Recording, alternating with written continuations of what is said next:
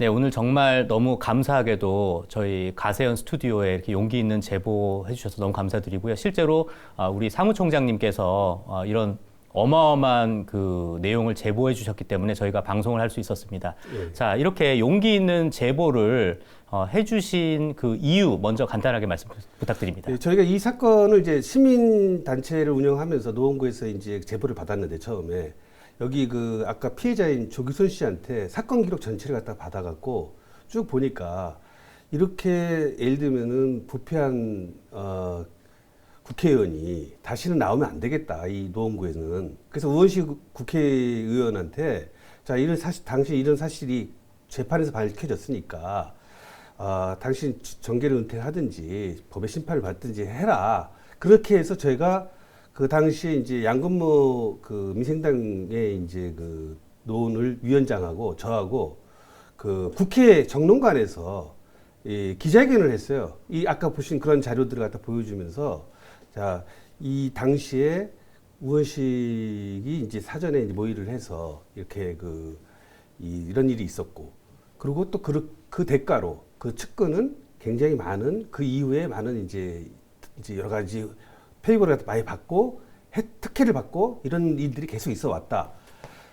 그랬는데 그것이 거꾸로 허위 비방죄로 해서 후보자 비방죄, 그다음에 또 명예훼손으로 해서 그 당시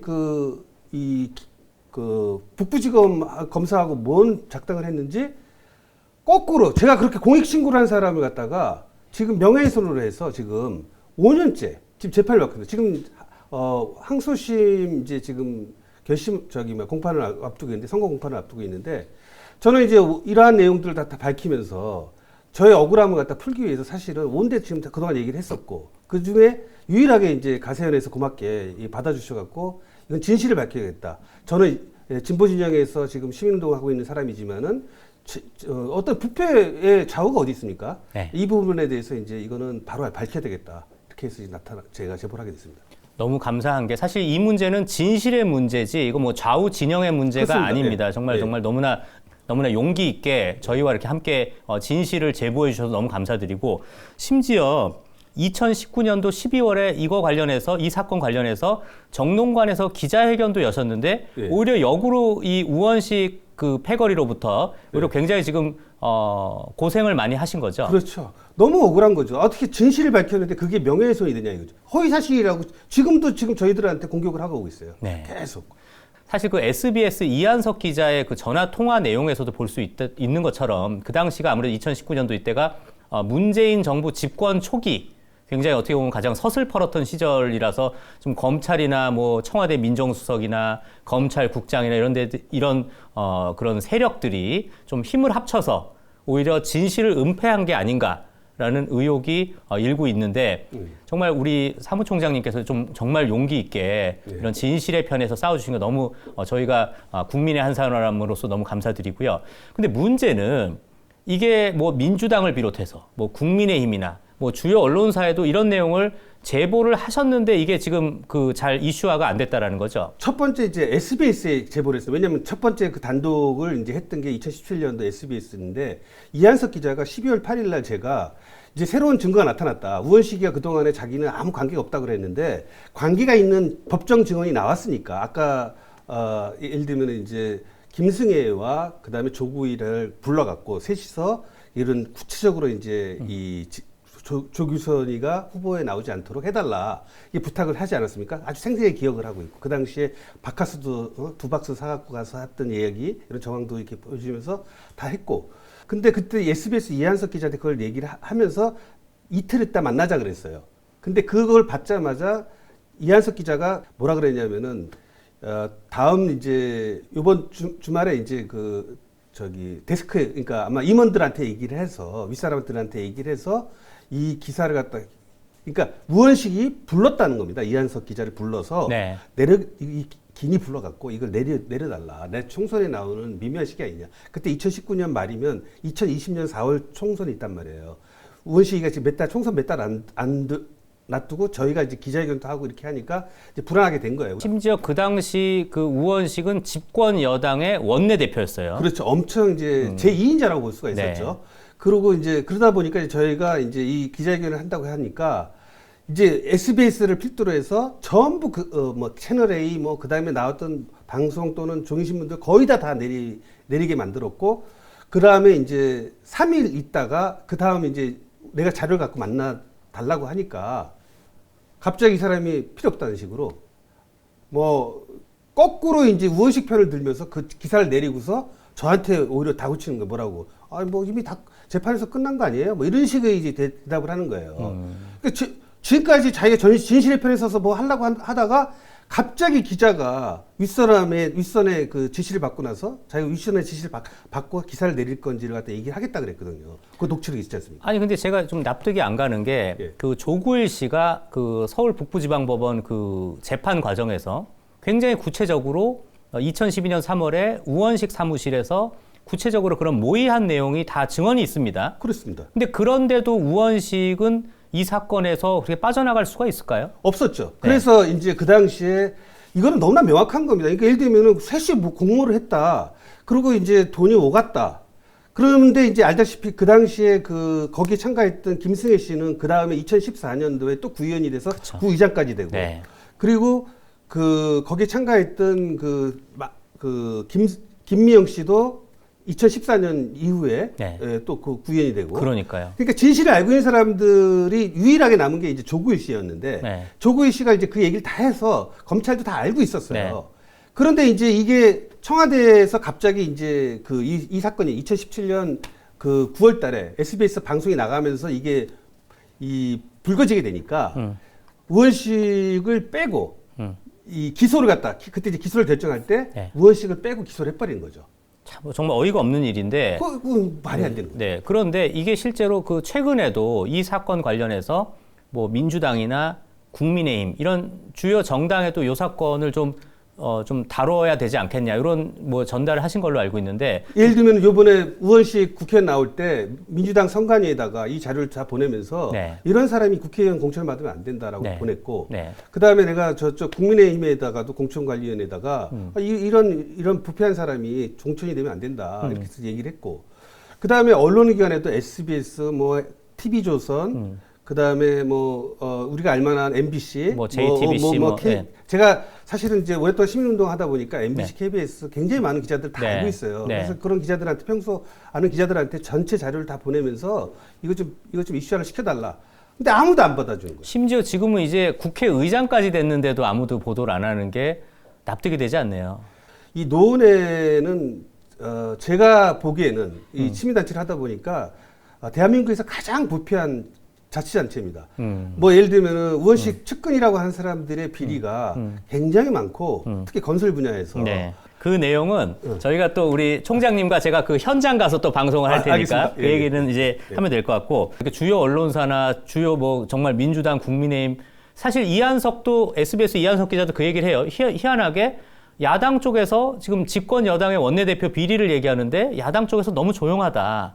그게 이제 뭐 여러 가지 의미가 있겠습니다만은 그것은 뭐 저는 이제 언론에 대한 로비의 힘이 아닌가 저는 그렇게 생각하고 있습니다. 이 우원식 의원의 그 강점이 뭐냐면 굉장히 언론 관리를 잘합니다. 네. 물론 거기에 돈이 들어갔는지는 저는 알 수는 없습니다만은 굉장히 모든 언론들, 특히 SBS 같은 경우도 그 기사를 내는 거 보십시오. 네. 그다음에 그 당시에 거의 모든 언론들이 다 나왔었는데 네. 다 일제히 사라졌습니다. 네. 그 정도의 영향력이 있다고 봐야죠.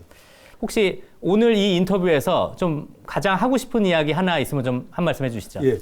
아니 이렇게 공익적인 일을 갖다가 하는 명예훼손이라는 것은 오로지 공공의 이익이 될 경우에는 명예훼손이라는 거는 그러니까 그야말로 위법성 조각 사유가 되는데 어떻게 이렇게 증거가 더 차고 넘치는데 재판부가 이걸 허위사실이라고 우리한테 죄를 씌울 수가 있느냐. 이게 너무 억울하다. 대한민국 사법체계가 이렇게 이래도 되겠는가. 네. 저희는 이번에 이 방송 이후로 재판부에 이 내용을 갖다가 전달할 예정입니다. 네. 정말 아무튼 이렇게 용기 있는 제보, 정말 이거는 좌파, 우파, 그걸 진영을 떠나서 이렇게 그렇습니다. 용기 있는 네. 제보를 해주신 진실의 편에서 예. 싸워주신 우리 사무총장님 너무 감사드리고요. 앞으로 계속 함께 취재해 또 이런 진실의 편에서 함께 싸울 수 있도록 제가 함께 싸우겠습니다. 진실의 편에서 하겠습니다. 감사합니다. 예. 아유, 또 저희 가로세로 연구소에 이렇게 직접 인터뷰로 나와주셔서 너무 감사드립니다. 사실 얼마나 속상하시겠습니까? 사실 이 우원식 사건 때문에 굉장히 많은 그 고소고발도 당하시고 힘드시고, 그런데 지금 우원식은 지금 국회의장이 돼서 저렇게 떵떵거리고 있는데, 자, 지금 실제로 2012년도 이야기를 잠깐 하자면, 어떻게 보면 지금 그 당시 이제 후보님 몰래 그때 김미영 사무장이라는 인물이 결국은 이제 우원식 측인 그 조구일을 통해서 서치종한테 받은 2천만 원을 이제 수수하면서 이제 마치 후보 단일화 약속을 하고 뭐 그런 피해를 입으신 거죠. 사실은 뭐 피해라는 게 가장 중요한 게 그거예요. 저는 이제 노동운동을 하다가 네. 1, 2번 만에 세상은 안 된다 해서 노동자 정치 세력화하면서 민주노동당 창당 발기인으로 들어갔고, 물론 그 전에 뭐 참여연대, 경실련, 뭐 시민단체는 회비 조금 내고 이런 것만 했지만 본격적으로 그렇게 당을 만들고 민주노총이라는 그 사무금융연맹, 네. 제가 동부그룹 동부생명 해고자인데 네. 그만두고 노동운동으로 와서 3년 딱 있다가 맨 땅에 헤딩하자, 민주노동당 전국으로 다 가자. 그래서 세상을 바꾸자 이렇게 갔는데, 역시 시작은 뭐 좋았죠. 거대하고 힘도 들고 했지만 보람도 있었는데, 결국은 이제 2012년으로 인해서 그동안의 10수년간의 모든 저의 노력들이 거의 물거품이죠. 그 이후에 제가 이제 약간의 뭐 피선거권 제한도 있고, 그래서 이제 뭐 정치를 물러나 있어요. 거의 10년 이상을. 원래도 뭐 조금 고민은 했습니다만은, 예. 다음에는 풀리는 것 같아서 죽기 전에 한 번은 도전해야지. 네. 농구로 와야지 하는데, 뭐, 우원식 이 새끼가 뭐 의전까지 하면 다음에 안 나올 것 같고, 네, 그런 그렇죠. 상태입니다. 자, 근데 정말 속상하실 일일 텐데, 자, 이 선거 캠프 사무장이었죠. 김미영 씨가. 사무장이 어떻게 보면 우리 그 당시 후보님한테 어찌됐건 동의를 구하지 않고, 돈을 받고, 뭐 후보 등록을 안 하게 하고, 뭐 이런 일을 했을 때 정말 많이 속상하셨을 것 같아요. 많이 속은 상했죠. 속은 상했지만 그 친구하고의 또 인연이 좀 각별하기도 하고, 진짜 그 뭐 남이라 그러면 때려 죽였죠. 진짜 4년, 2년마다 이제 지방선거, 국회의원 선거가 있는데, 그때마다 이제 출마를 준비하고 그동안에 1년, 2년씩 계속 피땀 흘려서 동네를 다지고 이런데 그거 후보 등록을 못했다. 죽이는데 그 친구하고의 그 연이라는 게 있고, 그리고 사실은 그래요. 제가 우원식이 쪽을 안 좋아해요. 그렇다고 뭐 국힘 쪽, 옛날에 국힘은 아니지만, 그렇죠. 그것도 안 좋아해요. 그러니 제가 이제 민주노동당 꼴통을 하는데, 걔를 또 그렇게 할 수는 없잖아요. 때려 죽일 수는 없잖아요. 네. 그래서 무덤덤하게 안고 가고 있고, 근데 그 이후에, 12년 이후에 그 친구하고 또 사이가 나빠지니까 또 막 법원 갔다 왔다 막 하고 소송하고 명예훼손 막, 때문에 지금은 이제 죽일 수도 있어요. 사실은. 그런데 많이 상했죠. 그 당시에는 뭐, 지금 이런 생각은 별로 없었지만.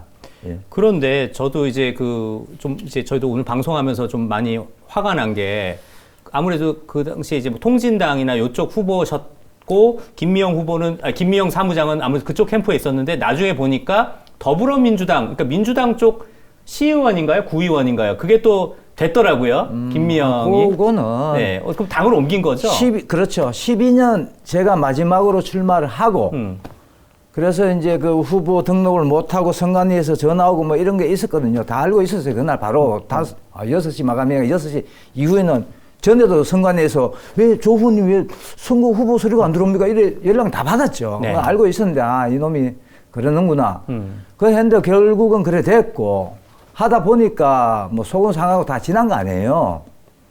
근데 그놈이 그랬던 걸 뭐 어떻게 때려 죽일 수도 없고, 그 이후에 이제 뭐 검찰에 냈던 자수서도 막 이제 자초지종도 얘기 듣고 그만 써봐라 해서 쓰고 이래 하면서 왔다 갔다 하고 돈을 받기로 했는데 당장 주기로 했다 하는데 야 돈 아직 안 주네. 이제 걔를 처음에는 조금은 뭐라 그럴까 내가 좀 압박은 아니고 이래 뭐 다고 치는 것도 아니고 이래 뭐 몇 번 얘기했죠. 지한테는 뭐 압박으로 들릴지 몰라도 네.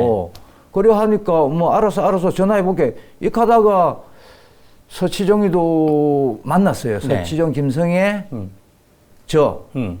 3명, 서치종, 김성애, 나, 조구일 4명이서 동막골에서 낮에 만났어요. 내가 만나갖고 하면 다 막 행패 부렸거든요. 소주 한 낯을 2병 까고 죽여버린다 막 서치종한테 하니까 그러고 나는 딱 나왔죠. 그 자리에서 네. 알아서 하라고.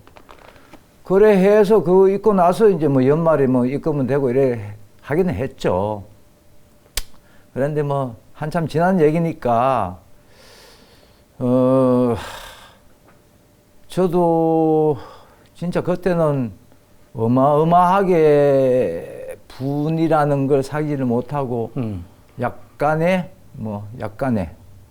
방황이랄까 뭐 이런 걸 좀 하기도 했지만 세월이 지나니까 어차피 사실은 제가 되지는 않거든요.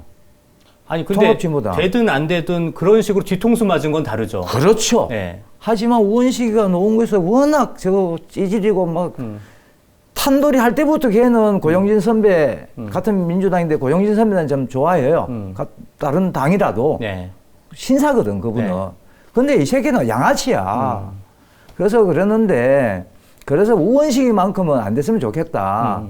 그런 생각이었죠 저는. 자, 그런데 제가 아까 질문하는 게 이거 다시 한번 말씀드리면 정작 김미영이라는 사람은 그 후에 민주당으로 옮겼어요. 그거는 그래서 끝나고 관계가 나빠지기 전에 네.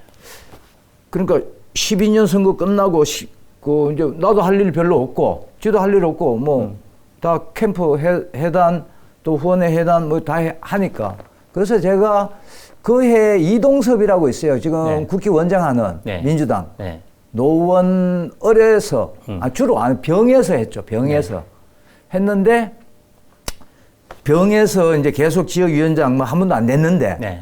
해서 그분한테 내가 김미영을 소개시켜줬어요. 내한테 있어봤자 뭐 관계가 나빠지기 전에 있어봤자 먹고 살 것도 그러니까 뭐 각자 도생 비슷하게 해서 뭐 정치를 조금 뭐 사무장으로 있었지만 조금은 아니까 조금 했거든요 사실은.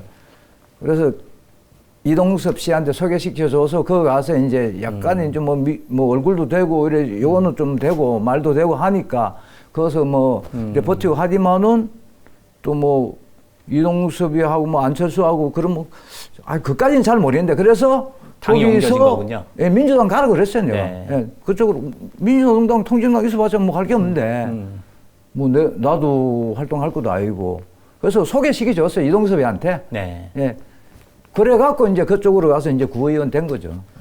자, 이제 좀 요 얘기를 좀 할게요. 예. 사실 이 우원식의 어찌됐건 후보 매수, 범죄, 요거 관련해서 이제 폭로를 결국 하셨고, 예. 결국 이 사건 이후에 우원식 측으로부터 지금 고소고발 당하셔서 지금 그 재판이 진행 중입니까? 어떤 상황입니까? 그건 지금 다 끝났어요. 우원식으로부터, 고소고발 당한 건 아니, 우원식 당사자한테는 안 당했고, 네. 그리고 서치종, 김성애, 뭐 조구일, 김미영, 얘들한테도 안 당했어요. 네. 누구한테 당한 겁니까? 내가 자수 비슷하게 했어요. 네. 그 뭐 인터뷰 보면 뭐 서치종이가 자수했다 이래 나오는데 전혀 거짓말이고 제가 자술서 7장 하고 자료 좀 들고 가서 더 묻어두면 이게 그냥 영원히 묻히고 네. 그 뭐 시효라는 게 있으니까 네. 12년 사건을 내가 16년인가 몇 년 지나서 네. 제보를 했어요. 검찰 찾아가서. 스스로. 네. 그게 나도 바뀌었다 죄가 있으면 네. 해서 시작된 거고 그래 하다가 이제 그게 17년 어떻게 하다 보니까 이한석 기자가 뭐 어디서 알았는지 17년 계속 재판 중인데 21년에 재판은 끝났으니까 그 중간에 전화하고 이제 인터뷰 응하고 뭐 방송에 나오고 난리 한번 났었죠. 예. 우원식이 고소하고 고발하고 게 없었어요. 아니군요. 예, 그렇게 했는데 네. 당연히 우원식이가 같이 들어갈 줄 알았는데 우원식은 조사 한 번도 안 했어요. 네. 서치종, 김성애, 김미영, 조구일, 나 5명만 했어요. 아, 그러니까 그 모든 이 진실의 시작이 우리 저예요. 후보님께서 하셨기 때문에 그런 정말, 셈이죠. 정말 용기 있는 그 어떻게 보면 그걸 폭로를 하신 거네요. 크게 용기 있는 것도 아니고 네. 있는 거 그대로 이야기하는 건데 뭐 네. 그런 거고 이한석 기자가 그러더라고요. 그래 인터뷰하고 나서 조 위원장님 제가 뭐 이제 저 통진당 뭐 민주노동당 위원장을 농구에서 오래 했으니까 위원장님 몸 좀 조심하셔야 되겠는데요. 그러더라고요. 그러면서 기자회견하고 하루 이틀 지나서 일요일 날인가 제가 시골에 이제 칠곡인데 갔다 올 일이 이제 그 안 가면 안 되는 그런 약속이 있어서 집안에 약속이 있어서 갔다 와야 되는데 늦어도 일요일까지는 기자회견을 해야지 월요일 날 조간에 네, 나가니까 사건화가 된다 네. 하는데 제가 상당히 이제 좀 그게 있었어요. 나는 혼자 싸워야 되고 쟤는 원내대표고 뭐 검찰국장이니 뭐니 네. 그 얘기는 그 이후에 들은 거 아닌데 하여튼 그런 거대 권력과 권력이죠. 싸워야 된다는 거 거기에 대한 피해도 좀 있고 그래서 이걸 어떻게 할까 하다가 두 번째 기자회견은 제가 놓쳐버렸어요. 네. 예. 자, 정말 그래도 참 이렇게 용기 있게 해주셔서 너무 감사드린데 지금 현재 제가 듣기로 네. 지금 건설 현장에 좀 노동자로 굉장히 좀 고생을 하시는 걸로 알고 있는데 언제부터 지금 어떤 일을 하고 계십니까? 그러니까 뭐 제가 해본 거라는 거는 이제 직장 개념으로 해본 거라고는 대학 졸업하고 뭐 동부그룹 입사해서 IMF 터지고 노조위원장 하면서 김중기 구속하겠다. 뭐 하여튼 좀 치열하게 살았죠. 왜냐? 네. 1년을 내가 두건 쓰고 상복, 건조, 김대중 정권, 동부그룹 하고 이렇게 피켓 들고 만장 들고 1년을 상복을 입고 다녔어요. 네네. 사무금융연맹이라고 있을 때 네, 네.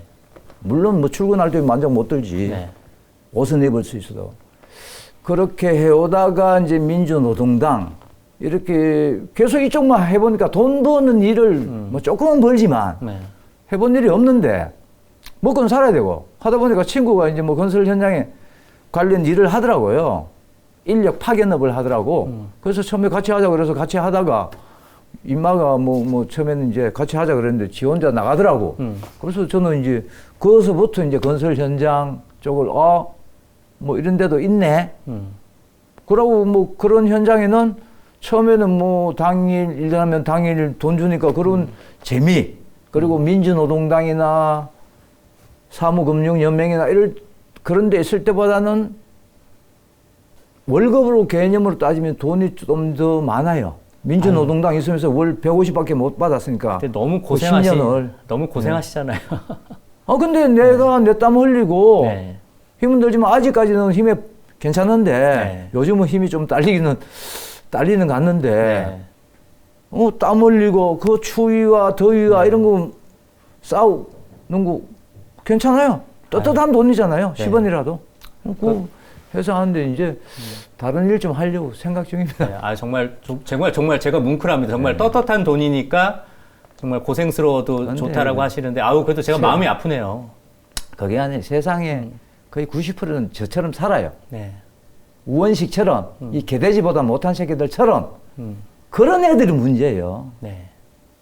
그런 것들을 어떻게 하든 조져야 되는데 그걸 민주노동당이 좀 해볼까 해서 갔는데 그것도 마찬가지고 노회찬도 진짜 옛날에 5천만 원 받아먹고 당비 1억 5천 떼먹고 진짜 진보도 그렇고 어디에 가야 될지 요즘은 진짜 헷갈린다니까요.